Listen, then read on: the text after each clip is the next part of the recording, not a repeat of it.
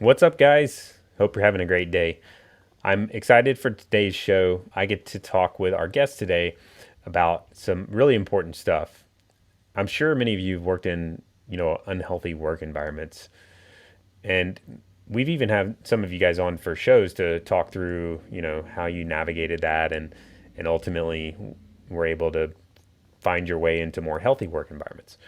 But it's a big problem, obviously, with the burnout statistics, and it seems to be even getting worse in the profession of medicine.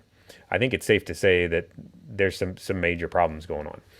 So our guest today is Dr. Lara Hochman. She's a family medicine physician and found herself in an unhealthy work environment. Ultimately, she burned out and quit, but found her way into a much healthier practice, even just a few months afterward. And what's even more unique about her situation is she really decided to lean into the problem and has built a business around helping physicians to solve it. So we're going to be talking about her experiences and her business and what she's doing to help solve the problem. We're going to talk about like what it looks like to be in an unhealthy work environment and then also what a healthy work environment looks like. I think you're going to have some really good takeaways. So let's jump in without further ado.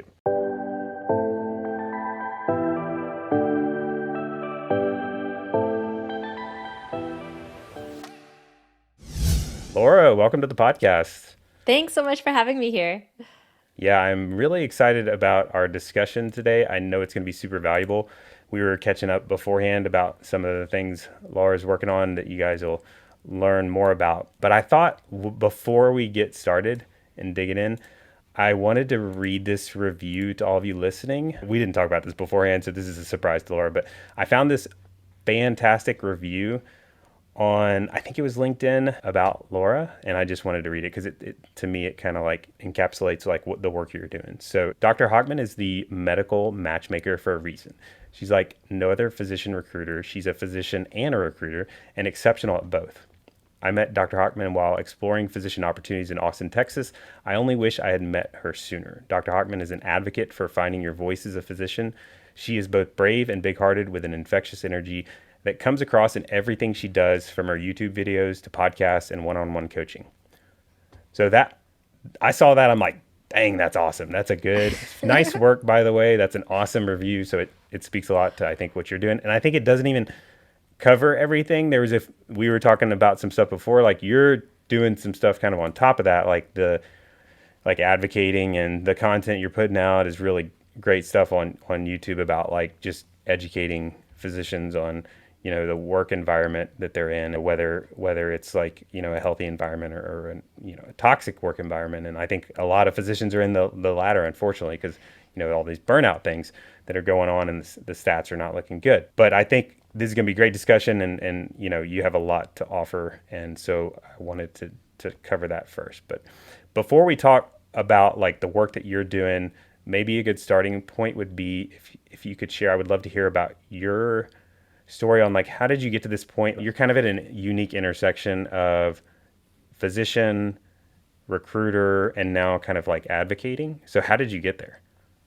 Yeah, those of us that are still practicing realize how, and even those of us who aren't still practicing realize what's going on in medicine and that it's very broken and something has to be done. Mm. And, our bodies that should be advocating for us are not. So I really believe it's up to each and every one of us. And so, what I'm doing is by helping doctors to find those practices that will treat them well. I got into this in part because I was kind of doing it anyway. I had been in been at a point that I was burnt out and kind of very disillusioned with the system. And I left medicine thinking I thought I loved medicine, but I don't. This is not for me. Turns out I don't like being a doctor anymore. So I left. And just a few months later, what appeared to be the perfect job fell into my lap of Mm. practicing medicine. And there was a lot of fear around that because I had finally gotten out. And was I just going right back to my abuser? But, it seemed perfect. So I figured, hey, why not? What have I got to lose? Jump back in. Turns out it was. And I got to enjoy practicing medicine again. And it really just highlighted for me how much it's not the practice of medicine, it's all the things surrounding the practice of medicine these days. This job, we didn't deal with insurance companies and I had time with patients and all of those things. So once I saw that, I realized, gosh, it's kind of an easy, air quotes, easy solution is we just have to find better places to work. I went Mm. from, dreading waking up every morning to be excited when I wake up. And when Yeah. I get, from getting home from work and having no energy for my kids and hating bedtime because, gosh, turns out I hate bedtime. But no, actually, I was just burned out. And when I was working in a better job, I loved bedtime because I was just at a better place Mm. emotionally to be able to be there for my kids and therefore myself. So, in that, I started helping the company I was working for to recruit physicians.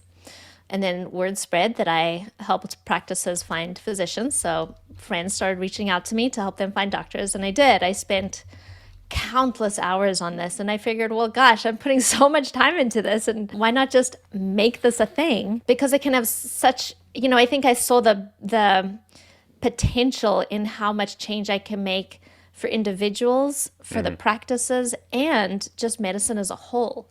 So I just jumped in and took a big risk and did it. Yeah. I love businesses that start like passion kind of project based or like not for the money reasons, basically. A lot of people, in our day job, we're talking finance with people all day long. And a lot of people, their business ideas kind of originate from a place of like, I want more, I want to get more money and that kind of thing. But usually those don't pan out very well. But when you come from like this place of like, there's a big problem in the world that you're really interested in helping to solve, that's a fantastic place to come from when you're starting a business. And I also love how you paint the picture of the challenges of medicine and being the system and not like the actual practice of medicine. In the moment, like when that was all happening, did you not see that clearly, or like did you kind of always see that? Like, or were you just like burned out and you're like, I'm out of, I don't care what's going on, I'm out. I got to get out. Like what in the moment, like what were you seeing at that point? In the moment, I've always loved being with patients and I actually have always loved medicine, but I don't think I was able to see what medicine could be. And so I didn't know about direct primary care. I didn't know about, I hadn't really thought through it enough to know about autonomy and, making your own decisions. A lot of it was just not knowing what's out there. And I just thought, well, medicine has gone down the toilet. Like I didn't realize that there are actually better places out there. And so I knew that it wasn't medicine itself. I knew that it was everything surrounding medicine. But I didn't realize that there are actually better places to practice. Yeah, that's the awareness thing is important.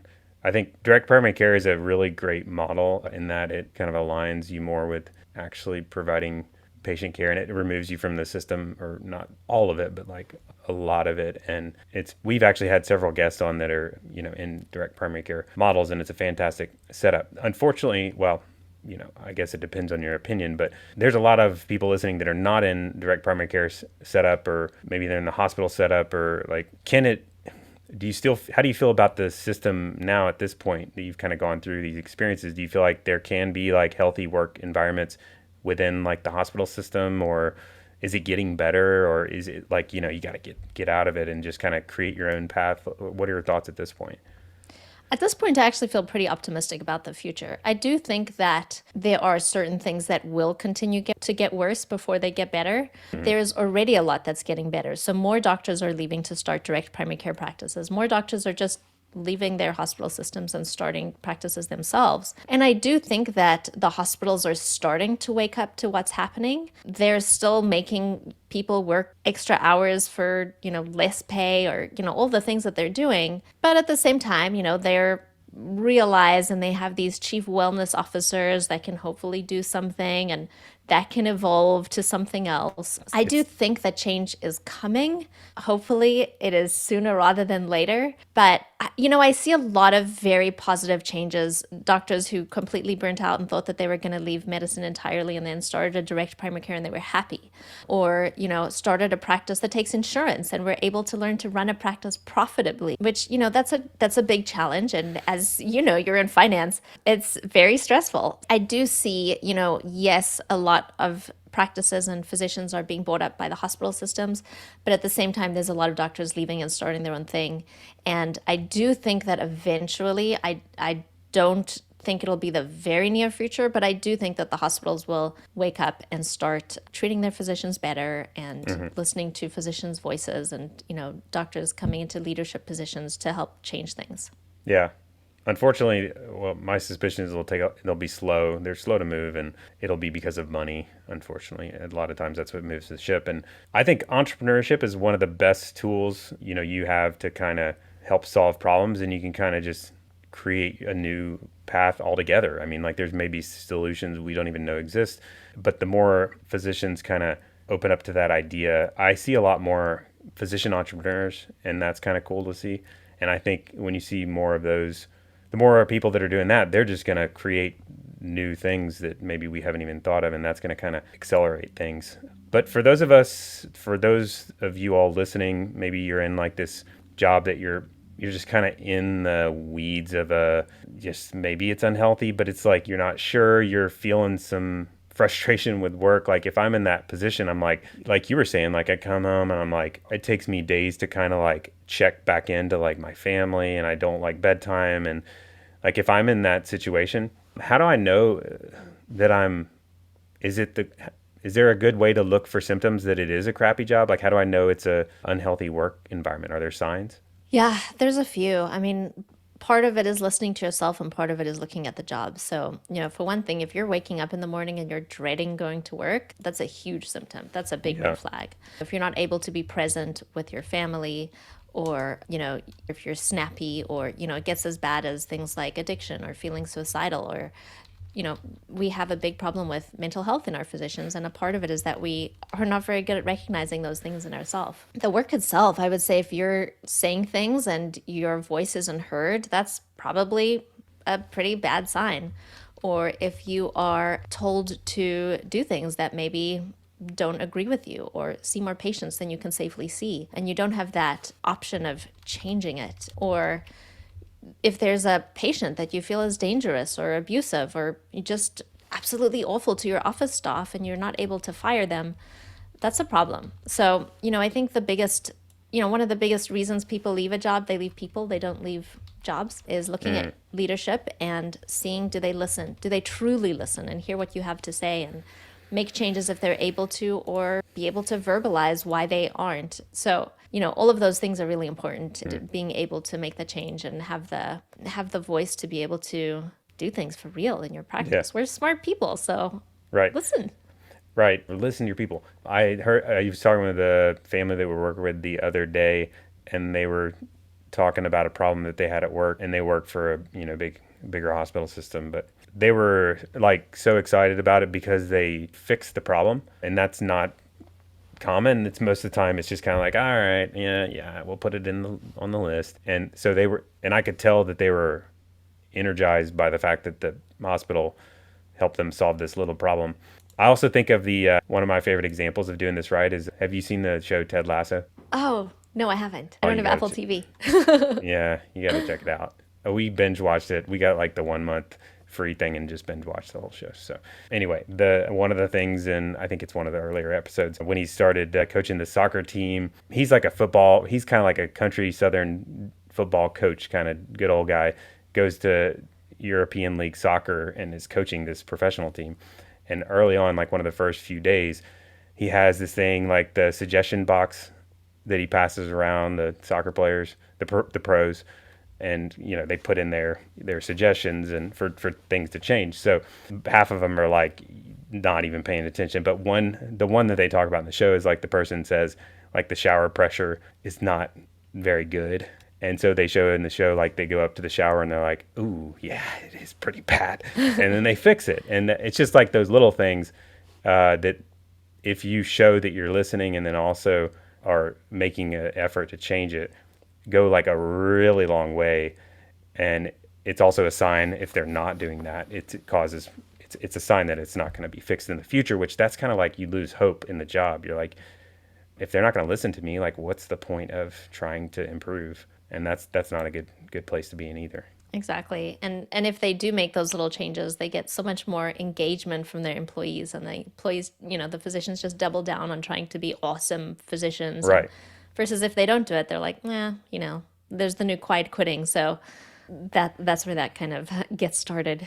Yeah, that's an interesting thing. Yeah, so I'm curious of your thoughts. There's a lot of kind of like solutions that people are thinking about. Like we've talked a little bit about some of them already, but I know some of the other ones that are kind of like, I think this is probably the more common solution people are talking about in the physician circles or even following through on is some of the things like FIRE, like retire early, financial independence, or getting like side gigs or passive income. They're like very popular. I would call them kind of like movements. And I think the underlying reason that they become such big things is because of this whole frustration with the system.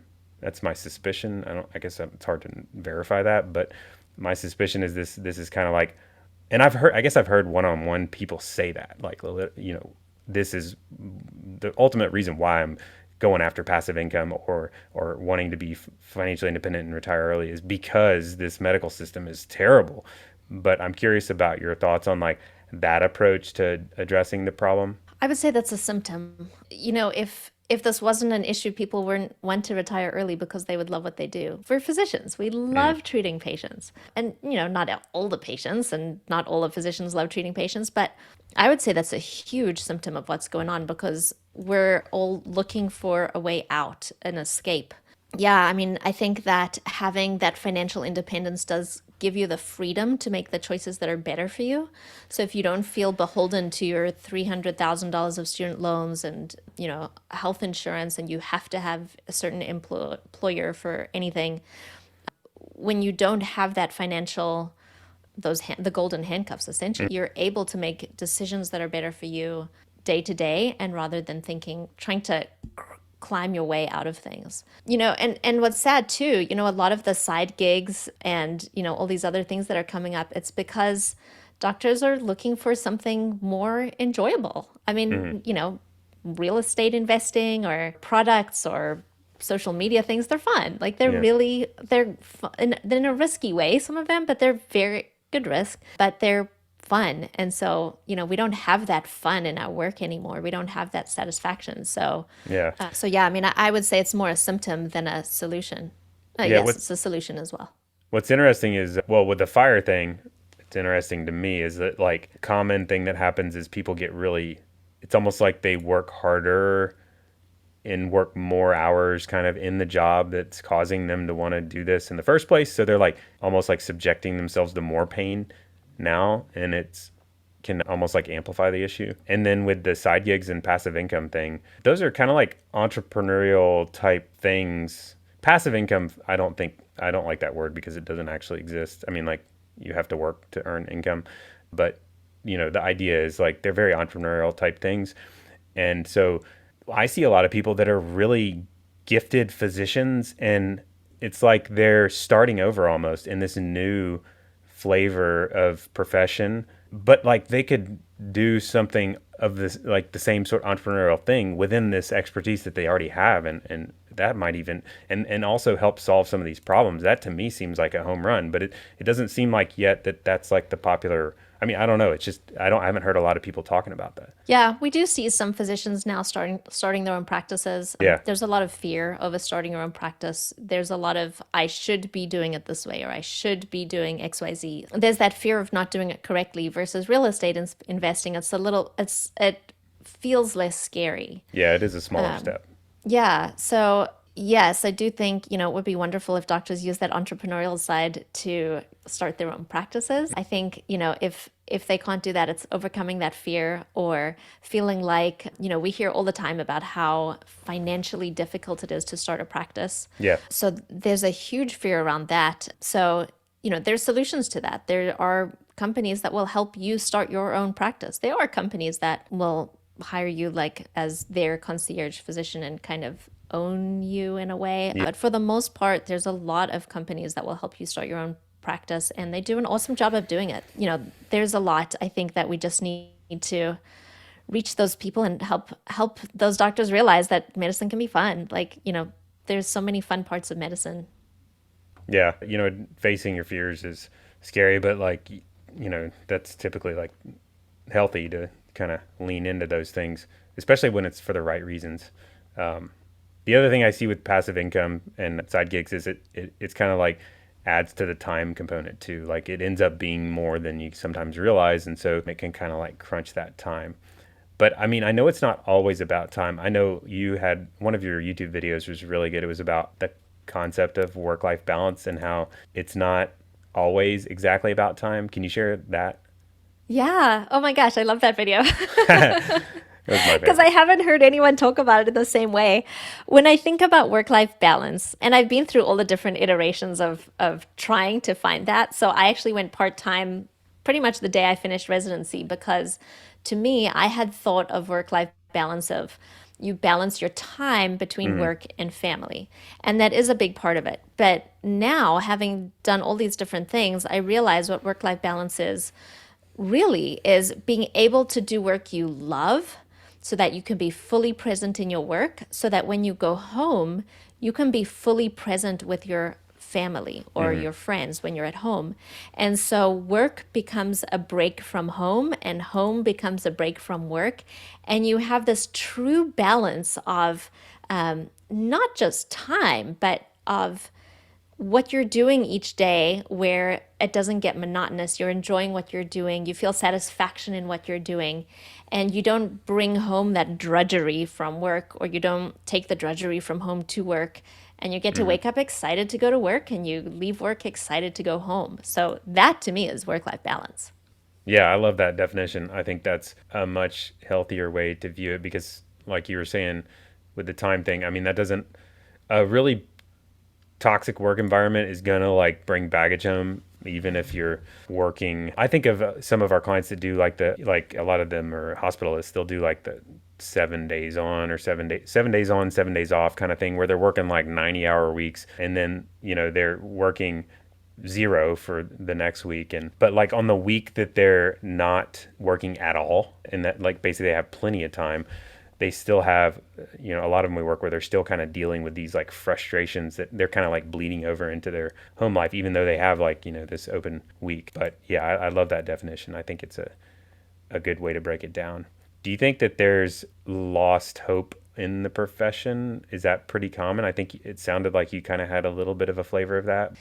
I think a lot of people feel that way. Yeah. And I've been there too. Definitely. I personally feel positively towards the future of medicine, but it's because I've seen all these practices doing all these cool, innovative things and being financially successful because of how they're innovating. I think in medicine, especially today, you have to innovate to be successful financially and to be able to enjoy the practice as well. Yeah. So, yes, I do think there's a lot of lost hope. I think that contributes to a lot of what we're seeing our colleagues going through. But my hope is that that changes. Yeah. Well, maybe we could paint a little bit more of the brighter side of things, a picture of what like that ideal practice looks like. Because there's a lot of really fantastic practices or businesses or things going on, and maybe you could talk if you could talk about some of like what that starts to look like. We've kind of already hinted at some of that, but like you're enjoying your work first of all, right? Yeah. Well, why don't I give you some examples of some of the practices I've worked with? That's awesome. So, I've worked with a couple of direct primary care Mm-hmm. practices. Those ones kind of speak for themselves. You have time with your patients. There's a lot of autonomy over how you want your day to go. So some of them will do in a mix of in-person, at-home visits, or just at home, or just telemedicine. Kind of the sky's the limit with direct primary care because you Mm-hmm. don't take insurance, so you're not beholden to how you write your notes or where you see your patients or how you see your patients. We spend so much time in medicine doing the after hours work, like the charting and the patient results and all of that. And so we feel like we have to bring the patients back to see them. But in direct Mm-hmm. primary care, no big deal. You have time. You just call them up on the phone to discuss the results. Your payment isn't tied to time and how you see them. Right, so you can spend So, time. yeah, so direct primary care is awesome. Yeah, I've brought up direct primary care to many clients that we work with because I love the model. I have heard multiple people come back with this objection of this. They don't want to be tied to the cell phone 24 hours a day. Like they don't want the patients to all have their cell phones. I think that doesn't have to be the way. Like, I'm just curious what your thoughts are on that. Yeah, I agree completely. For one thing, you train your patients. So if they Hmm. know that they should not call you after hours, they will not call you after hours. And, that comes with setting boundaries, which we're not very good at as physicians. Yeah. So it's a little bit of a learning curve there. The other thing, too, as a DPC doc, you have between 200 and 600 patients. That's like nothing. So Relative to compared to 2003, whatever. exactly. So you don't have the same volume of patients calling you. So now you have less patients who are well trained.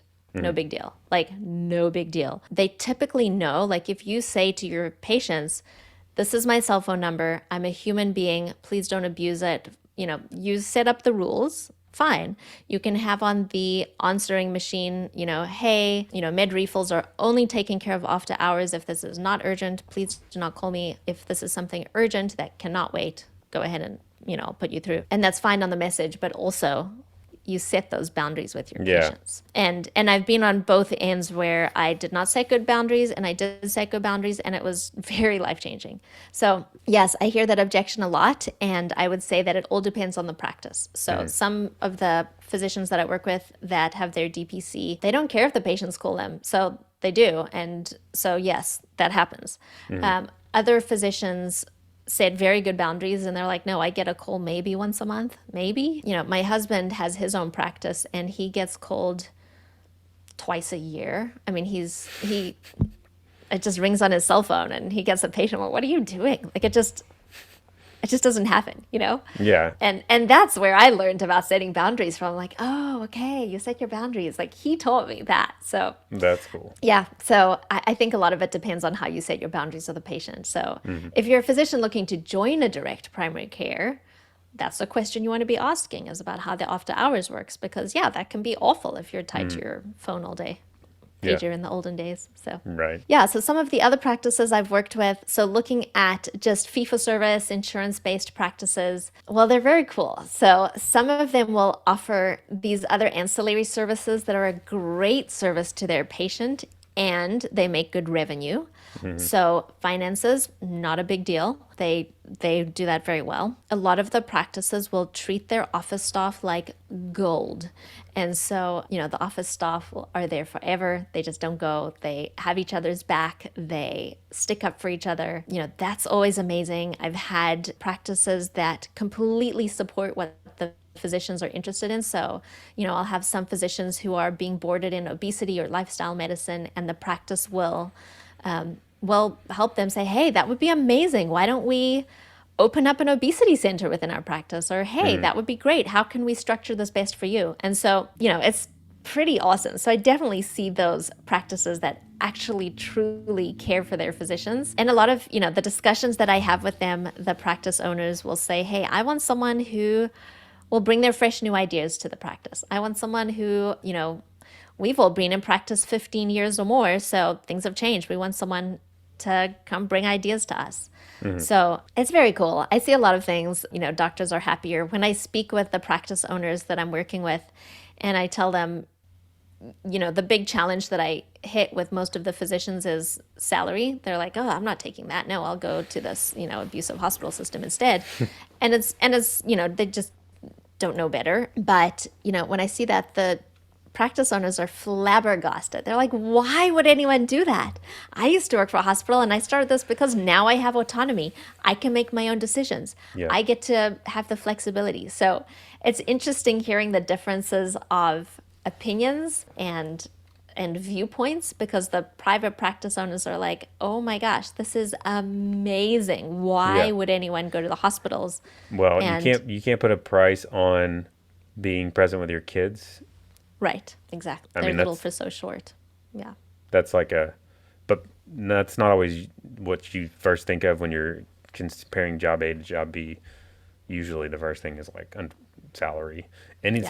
some of the things people a lot of times don't even think about. Like maybe one is like 40 hours and the other is 60, or like or even if you're 40 and 40, like what's the stress load of the 40 here and what's the stress load of the 40 there, and like higher stress has a big price. Like you're all physicians, like that stress is unhealthy. You know? And the other thing, if it's 40 hours and 40 hours, how much time are you spending after hours Oh charting? yeah, yeah, yeah. So, and that's something I see a lot. So some of the practices I work with have scribes or they've worked out templates so that when you leave at the end of the day, you're done. Mm, So you have physicians comparing 40-hour weeks with one system that you will then spend 2 or 3 hours after hours working, and another where you'll spend maybe 30 minutes, maybe an mm, hour. So it's also comparing, is it really 40 hours? yeah. I know primary care, I know, has a lot of challenges within that particular subset of medicine, and a lot of burnout and a lot of pressure. And general practice, you can kind of do the direct primary care setup. But I've heard from, we work with, plenty of specialized physicians, and a lot of times when the whole career thing comes up, it's like a lot of times they feel kind of handcuffed to the hospital system because they're so specialized. Are there like alternatives yet, or good alternatives that you see coming up in the more specialized world of medicine? That gets more challenging. Yeah, With the super specialists, like there's not going to be an ICU that's not attached right, to a hospital. So what do you do at that point? You can have independent groups that the hospital contracts with. So right. that's one potential solution. But some of the specialties, it does become harder, like ICU, ER, certain surgeons. So some of them you have to be academic, and there are some physicians. There's one I know who there's just a handful of them in the whole country, and she's gone off and opened her own practice, and it was terrifying. And she's just killing it. She's doing amazingly well. Yeah. I mean, on the flip side, if I'm like playing devil's advocate with that whole idea, the fact that like it's difficult and nobody's doing it because you're so kind of tied to the hospital, that means there's also like zero competition for someone that does come up with a new way to do it, or less competition. And I know it's complicated and scary, but I would not necessarily say that's a reason to not even look into it. And people can come up with fantastic new ideas that none of us ever even thought was a possibility. It's an untapped opportunity. Exactly. Yeah, I mean, that's another way that's a mindset thing. And I Yeah, know I agree. mindset is half of this stuff, right? Oh, yeah. That's probably, we could do a whole separate podcast on mindset. Yes, we could. Do you have any other examples you'd like to share of, more of the ideal work setups? Yeah, I think, the biggest thing, just I don't know that I would say it's an example, but of a thing to know is Yeah. is the listening. Does your leadership listen to you? Are they gonna hear what you say? I think that's probably the most important thing by far. If I'm talking to different places, like if I'm in that midst of this kind of like either looking for a first job or like maybe looking at new opportunities, how do I identify if my potential opportunity is healthy versus unhealthy? What are some of the things to kind of, either questions to ask or symptoms you can kind of look for? Yeah, so you want to speak with, you'll probably be interviewing with some sort of medical director. Mm, So you can ask them a whole bunch of questions, but don't forget to also speak with the other physicians that work in the practice or even the office staff. You can say, how long have you been here? You can ask about turnover. Turnover is probably the biggest thing to look for. You want to know why the job position is available. If it's available because they keep losing doctors, well, goodness gracious, mm, it is time to run from that one. that's not good. But if they're growing, that's a great thing. You want to ask about what happens if you find something to change. So, if I were to ask that question, it would be something along the lines of, if I find something that could be done more efficiently in a different way, what would be the process for getting that done? Mm, And I would listen to what they say, but then I would also go to another physician in the practice and say, well, hey, how does this work if, you feel like you don't want to be double booked or whatever it is? Do they listen to you? Do they hear you? Or have they listened to you? Or can you give me an example of, that's always the best thing, because if they have no examples, well, yeah. oops. Yeah, that's not good. Yeah, and asking, what's one thing you would change if you could about the practice? So that's not saying do you like it or do you not like it? It's what would you change? Because that can be very telling. Right. Yeah, I like that, looking or taking that approach. A lot of people get hung up on salary and contracts and that kind of, not that those are bad things, but the contract and the salary really doesn't say anything about like the actual culture and work environment necessarily. I mean, it maybe there can be little hints, but like at the end of the day, it's the people. Yes and no. And what I do see with contracts is the negotiations. Hmm. So the way that an employer negotiates with you is probably the way they're going to be as an employer. Okay, yeah, that's a good point. The actual experience negotiating. And so, I actually just last night, or yesterday and last night, was kind of negotiating a contract for a physician with a practice I'm working with. And the practice, this physician said, hey, I don't want to ruffle any feathers, but I was thinking XYZ. And can you just clarify this with me? And the practice came back, giving her everything she asked for, because they weren't unreasonable. I mean, she was an amazing candidate. And the thing that she was just saying, like, hey, is this standard for private practice? Because the hospitals are offering more. The practice went back and was like, you know what?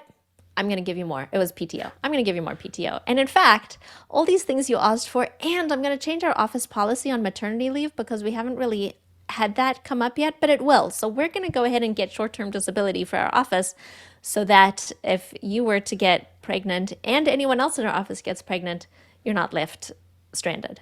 Yeah, So, that's a like, yeah, that's good. That's like a excellent signal that they have a great culture. yeah, exactly. Versus, nope, this is our standard contract. Sign it, take it or leave it. Yep. Yeah, that is good. That's an excellent example. Yeah. Do you have other examples like that? That's a good one. That of things, symptoms to look for, or one way or the other. It could be negative signs or positive. I would listen to what people are not saying in your interview. Mm, So, if someone were to ask me what's it like, or, do you like working for a place, which probably is not the best question because you're going to say yes, obviously. always. Yeah. But if it's something like, that, and I didn't like it, I'd say probably start to feel awkward. And so you want to read the body language of like, yeah, it's okay. Like, yeah, it's fine. They give us patients and I never have to worry about getting more patients and the EMR is okay. And versus, oh my gosh, like it's the best. We tell jokes all day and we had a barbecue last week where all the employees Mm, came and so a lot of it is listening to what they are not saying. If everyone's like, yeah, we have a lot of patients or yep, there's a lot. It's a lot. And yeah. they're kind of vague. Vague. Yeah. Yeah. Yeah. So yeah, that's probably a big one. And just kind of, when I visit practices, I'll always ask the office staff, like the receptionist, how long have you been working here? What's it like? Blah, blah, blah. And so, obviously I'm doing my market research there and they'll tell me things like, yeah, I've been here for 11 years and it's because I was working somewhere else and that office closed and I was so excited when they offered me the job. All of those sorts Mm, of things. I think those are big, but the biggest one that I always tell people is how the practice negotiates with you is so so so important. hmm. Yeah. And you have to be ready to also act on those signals too. I think that's a big thing. I hear or I see people sometimes see the signals and then but acting on them is not as or bound. I guess that gets into like boundaries and like following through on your values and that kind of thing. It's even if you see the negotiations kind of go in the direction of like they're not appearing to have a great culture, but like I kind of need a job, and that's a little Yeah, bit of a challenging situation. a lot of it is not realizing that you have a choice. You can walk away and the world will not fall apart. Correct. Yep. Do you think that that might play into? I know physicians and everybody, I guess, has kind of a we have a perfectionist culture, and there's this fear of failure, I guess, and I could imagine that making it challenging to work through things like job decisions or even starting a business or leaving or saying no to a practice or you know that kind of thing. Curious of your thoughts on that. Yeah, I definitely see that a lot where people will sign contracts saying, but I didn't have a choice. No, they told me this is the standard contract. Or no, I signed it because I was told I have to. Mm, You don't have to at all. choice. Yeah, so choice, knowing that you have that choice. And, the ability to know we have a choice is kind of beaten out of us in training. So that's not unheard of. I think our people pleasing tendencies also probably play into that as well. Hmm. And the big systems know that we're like that and they just totally take advantage. So, this is before I even thought about starting a business, and it's a big part of why I started it. I was speaking with a hospital system and about working for them, and their contract was abhorrent. It was, I mean, there are no words for how bad this contract was. And when I would say things like, but I can't sign that. I'd be signing my other business. I had another business at the time that I still have. I'd say, but I'd be signing my business away and giving you ownership of my business. And they're like, well, but this other doctor did it, so you should too. It'll be fine. So I was like, well, but that's not a good reason. Like that doesn't that doesn't make any sense. And he shouldn't have signed that because That's basically just them saying, just sign it and don't ask questions. I mean, exactly. So I did walk away from that one, and the world did not fall apart. So yeah, learning to, I mean, that's boundaries and saying no and, choices. We all, I guess any decision we make, at the end of the day, you could say no, not the end of the world. yeah. Well, as we wrap up, I would love it if you could tell us about what you have going on, because I've already talked about the YouTube channel that you have that's fantastic and everyone should check out, because you have all sorts of great videos and they're very concise. And you just told me before you started recording that you don't have like, you're not, structured and organized, but they're like concise and organized. Somehow you're doing that off the cuff. So I don't quite understand how you're doing them so concise and organized, but they convey these points, these little points very well on these topics we've been talking about. So definitely go and check those out. But tell us about your business. Yeah, so Happy Day Health, I work as a medical matchmaker, so I prefer not to call it recruiting just because it's so much more than that and so different. So I work directly with private practices, physician-owned private practices that I have vetted and that I have gotten to know really well and I believe will treat their physicians well. And I help them to find physicians to join them. And then on the flip side, I work with physicians who are looking for practices to join. So I do that, obviously I love the practices I work with because I have gone through that process with them and I've decided that they will be awesome. So, in that way, I can help the doctors hook them up with one of those practices. I also have joined a network of recruiters where something I've learned is that recruiters don't really post their jobs places all the time. So it's a matter of finding them. So I do have access to those positions, and those range from FQHC to hospital systems to private practices to everything. So, while I feel strongly that private practice is the answer, not everybody wants to work in a private practice, which is fine. So I have access to those. While doing that, I will also kind of coach the doctors through the whole process of the interviews and what to look out for and how to make sure that they get the questions answered that they need. So I do that, a lot of coaching through the interview. So we talk before the interview, we talk after the interview, and then when contract negotiations come up, I work with that as well. I help out there. And then, if they need a lawyer, I will refer them to a lawyer and all of that. Physician advocacy wise, I do a lot of teaching. So I'll speak at residency programs, trying to teach doctors, what to look out for in a job. So trying to avoid those common mistakes. I have my YouTube channel, which thank you for those kind Yeah, words. I love it. That's funny. I never really thought like that they were organized. I was like, I'm going to I talk don't, about work-life that was balance the today. first thing I thought of. And I feel like that's the most obvious thing. That's cool. Thank you. And, so I have my YouTube channel that I do just kind of post stuff that I see, either common themes or things that come up with when I'm working that, I'd love to post more. I think it's a time management thing. Yeah. And I'm on LinkedIn, and TikTok is my fun, silly, TikTok, nice. That's fun and stupid, which I love. TikTok dancing or whatever. I don't do the dances. Well, maybe one or two. And then, yeah, Instagram, I'm on there, Happy Day MD as well. Yeah. Nice. Well, thanks for coming on. I know there's a ton of stuff here, and we definitely will have to continue the discussion because I feel like each subject we talked about is like an hour discussion within it. So I think there's a lot behind this, but thank you for coming on and talking with us about it. Yeah, thank you so much for having me.